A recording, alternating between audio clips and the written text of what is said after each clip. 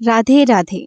अगर आप हिमाचल से हो तो आपने कभी ना कभी अपने घर की दहलीज या आंगन में लाल मिट्टी और सफेद रंग से बना चौका जरूर देखा होगा।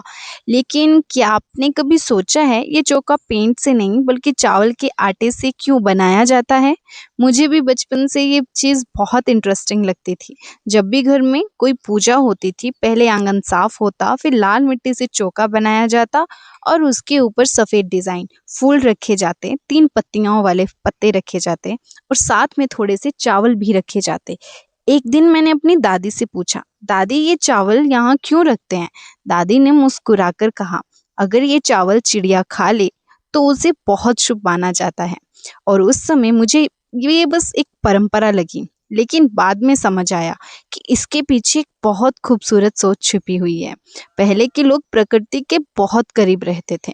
उनके पास पेंट या केमिकल रंग नहीं थे, इसलिए वो गेरू की लाल मिट्टी और चावल के आटे से ही चौका बनाते थे।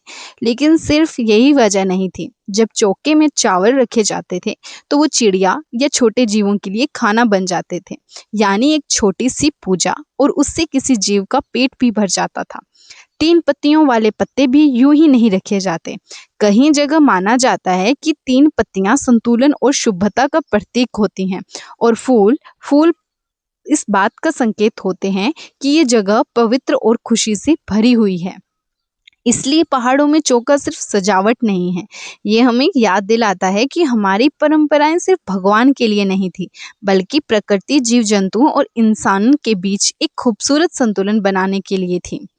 और एक बात जो बहुत कम लोग जानते हैं, पहले के समय में जब घर में कोई शुभ काम होने वाला होता था, जैसे पूजा, त्योहार या कोई मेहमान आने वाला हो, तो सबसे पहले घर की दहलीज और आंगन को साफ किया जाता था, क्योंकि पहाड़ों में एक मान्यता थी कि साफ दहलीज में ही अच्छी ऊर्जा और खुशियां आती हैं।